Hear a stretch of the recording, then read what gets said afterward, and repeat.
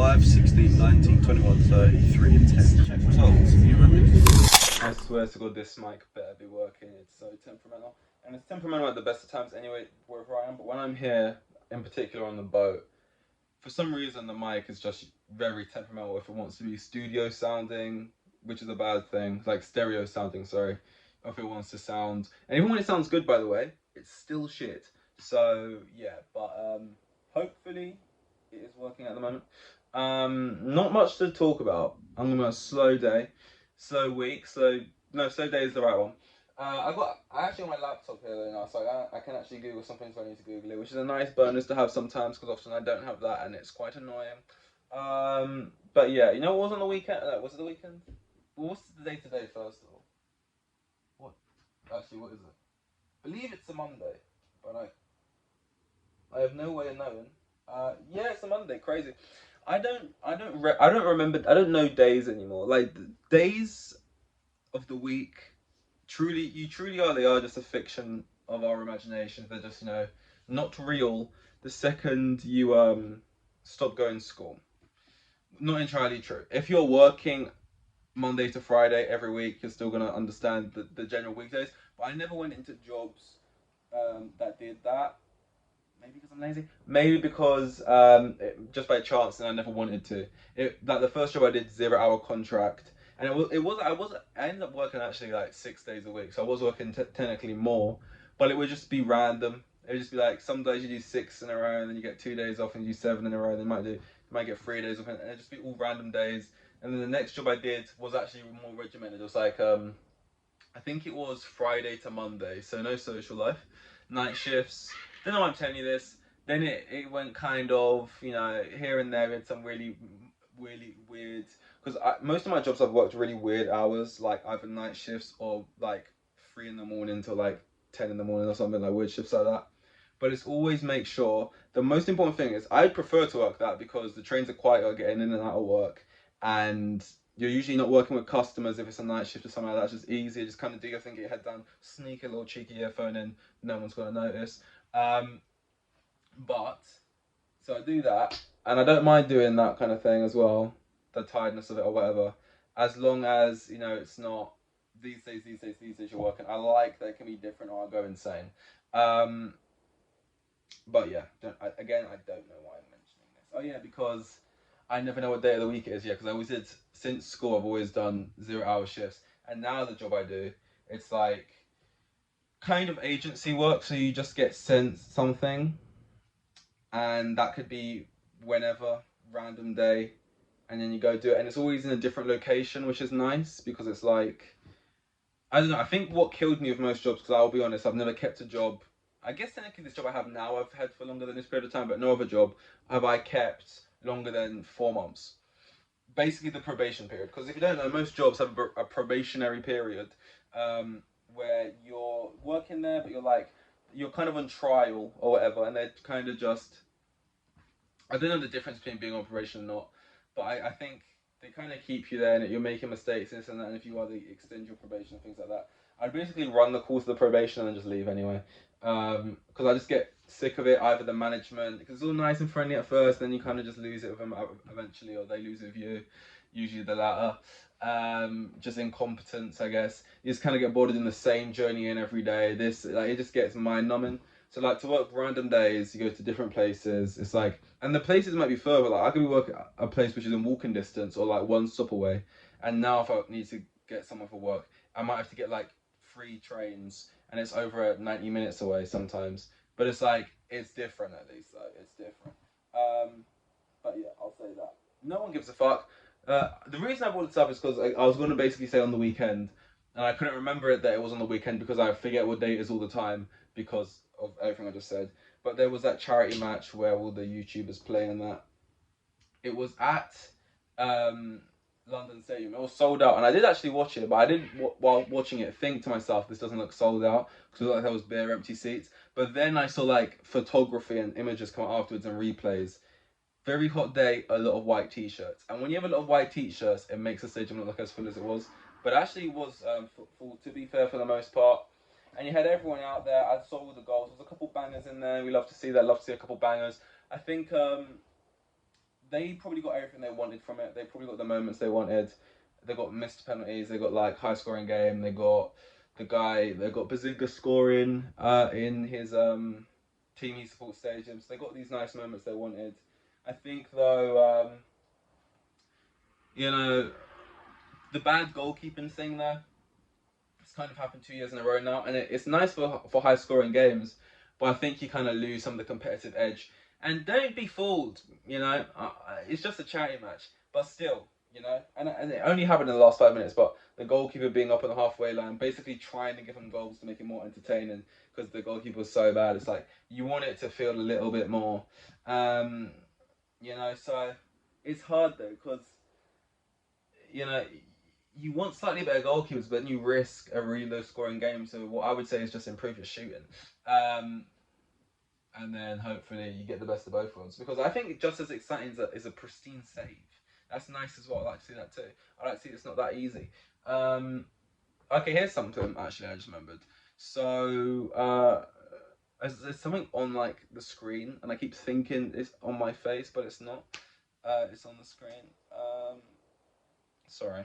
But yeah, no, that girl, that woman, 19-year-old, she won the tennis US Open, right? Coco something. She won tennis US Open, 19 years old, American, right?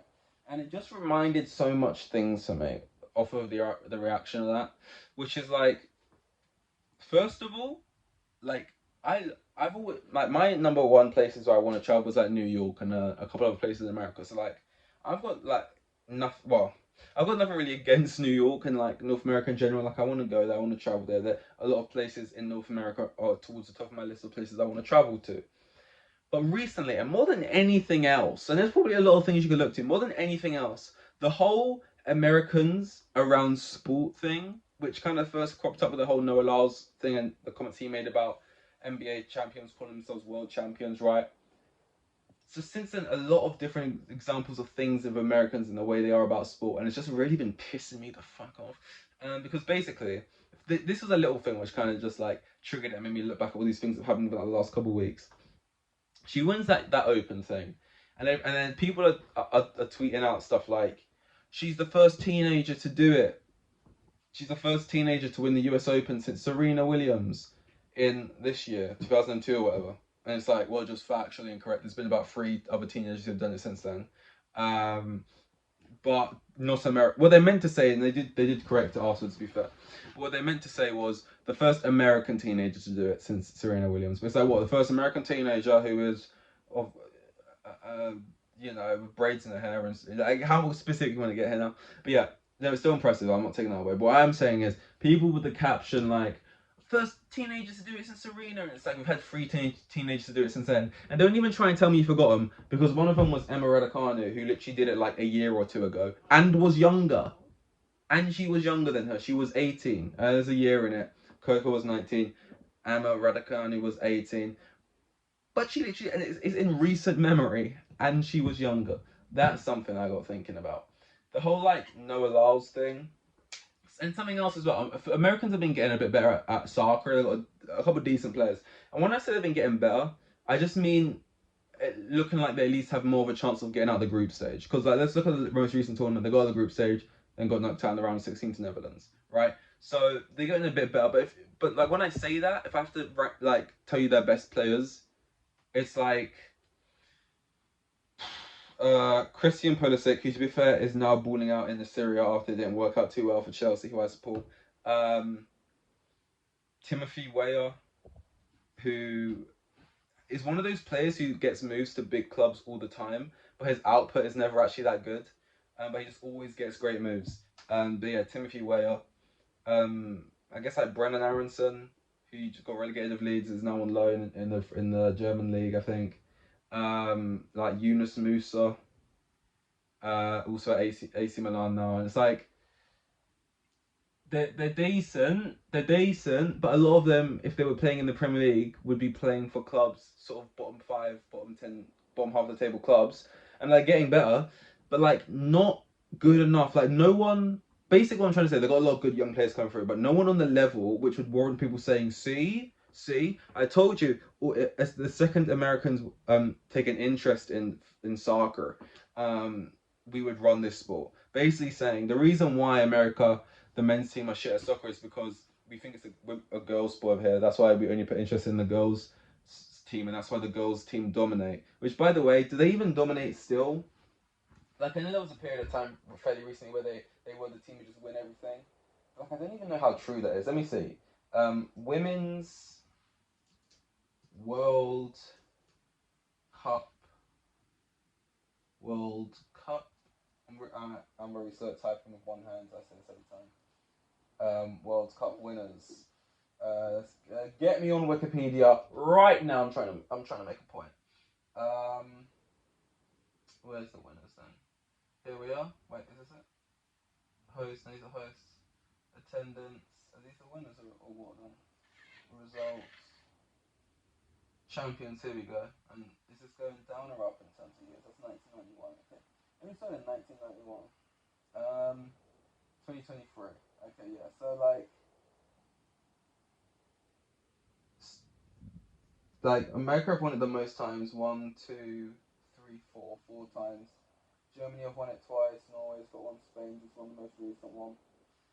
Um, but it's like England won. Obviously, America won this, but they won like the Euros, right? Then they got to the finals of the World Cup. It's kind of looking like the American team is on a bit of a drop off, and other teams are on a bit of a rise, basically. But anyway, basically, they're trying to say that the reason why the American men's team isn't good or they haven't got great soccer players, even though it's a huge country, is because we just don't care about soccer here. We care about basketball and this. And that's a fair enough point. If they cared more about the sport and they put more money and interest into the sport, they would produce better players. They would be a better team. But they think they would be like winning the thing almost every year, dominating the sport. And it's like you look at the best nations with so much talent. Germany are in awful form right now. They're in England levels of form that we've been in for like the past 2 decades, maybe probably, well, definitely longer, right? They're in that kind of form, and they have fantastic group of players, so good. America think like, oh, just because we put an interest in it and with this and that, we're gonna have players to rival like Sane and like they would have great players, sure, but like these top quality professionals, Müller and like Nabry and like Neuer and goal and Stegen and you know Kimmich and all those other players, right? And it's like it don't work like that. Like it's not like you can't dominate football in the same way you can dominate something like athletics, where it's a little bit more one dimensional, let's be honest. Like you can't dominate football in the same way. It's not that easy. Maybe more so you can in domestic sport, but not in um, international sport. And even if you look at it, like I'm pretty sure Brazil is the most decorated side. They've won five. Um, but it's been going on for fucking forever. So when you think about it, five isn't exactly domination. It's the most by far. But let's see, men's World Cup. And the thing about Americans, right, is it's not even like sometimes you're on football Twitter. And football Twitter, the whole vibe and culture is very much about baiting people and just like trolling, kind of half joking, half being serious, kind of baiting people a bit. Um, and I want to naturally assume it's the same with some of these tweets, like I've seen from American people around sport. But then when I saw like the pundit debating what Noah Lyles said and giving his reason for why he's wrong, made me realise I don't think this is bait. I think they just genuinely believe the fucking copium. Um, where are the men's World Cup winners? Here we are. Winner, chicken dinner. Where's the winners? God, why is Wikipedia being so shit? Are these the winners then? Yeah, here we go, champions. So if we look at the last winners right of the World Cup, which by the way, America think all they need is have a bit of interest in it and they would dominate football, right? The last winners go Argentina, France, Spain. Sorry, no. Argentina, France, Germany, Spain, Italy, Brazil, France. Right. So you have to go back to 1998 to get a recurring winner. The last one, two, three, four, five, six.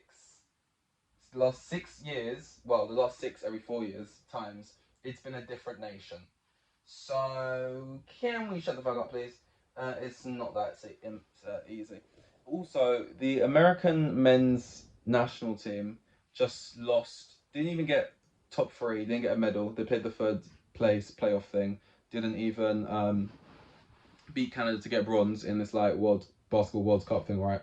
And this led a lot of people to clown America, saying, haha, Noah Lyles has been proved immediately right, because he was saying this stuff like, world champions of the world, you got to actually beat people from around the world to be the world champions, right?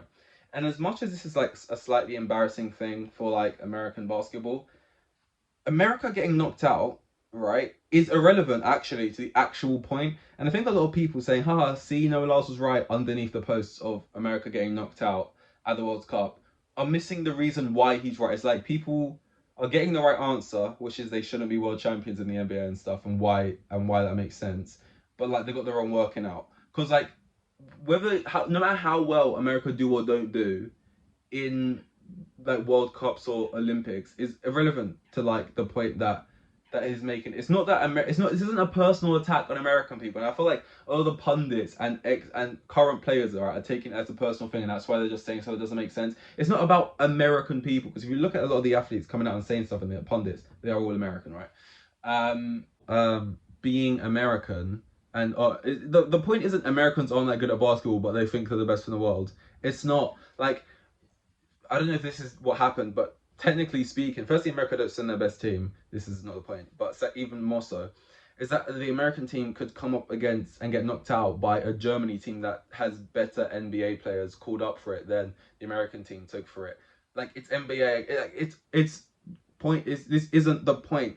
The point is though is that actually is a national like a international competition where you can have a world champion. You can't have a world champion in a domestic sport.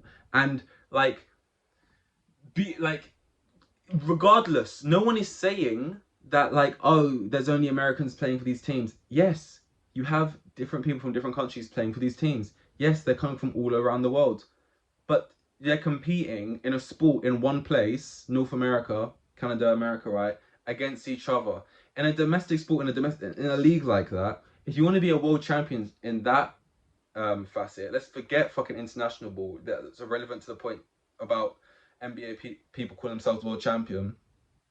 Regardless of that, you can't be that unless you play teams from around the world. It's not about nations or the quality of players you have or where those players are from in those teams or how diverse those teams are. It's about playing teams from other leagues around the world. What they are effectively doing is saying, and what pundits are sitting on TV actually saying and not getting the point is, we have the best players from around the world, so don't be flagrantly ignorant by saying they're not the world champions when all the best teams, when the best players from around the world in these teams play against each other, and then one at the top wins and we call them a world champion, right? That's not how it works. And I get it, it's fair enough, because American sport is very different. They don't have that kind of thing in the same way like you do in European sport, right? They don't have relegation, they don't have like playing people from around there. But if you want to be a world champion, you have to go play teams from like the Euro League or like some German or Italian basketball league and actually beat them. You can't just sit back and say, well, we've got the better players, so fuck it off. We're not going to even bother playing the game because we'd probably win it anyway. We've got the better players.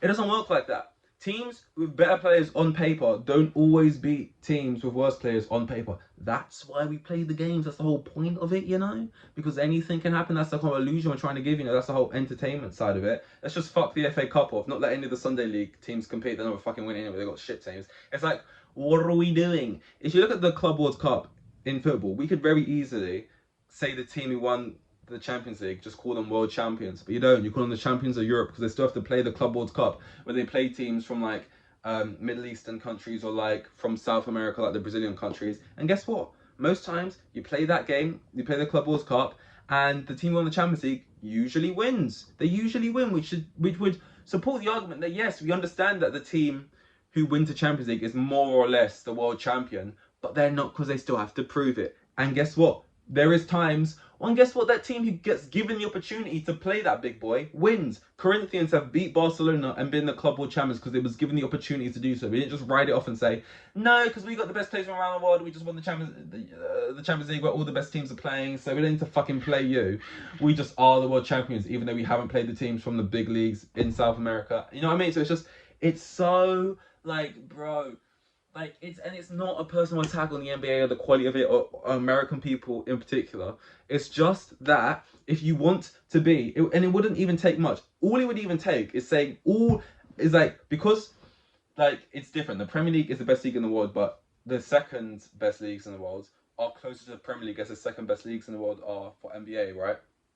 Basketball. So all it would even take is saying every other league in the world, you have a little mini tournament where your best teams all play each other.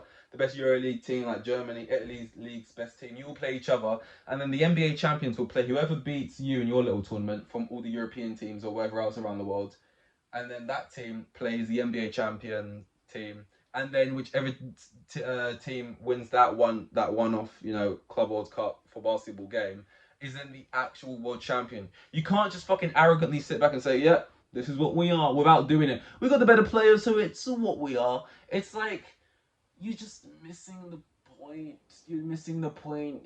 Like America, like I just can't believe there's pundits sitting there going, "Oh my god, he's flagrantly ignorant."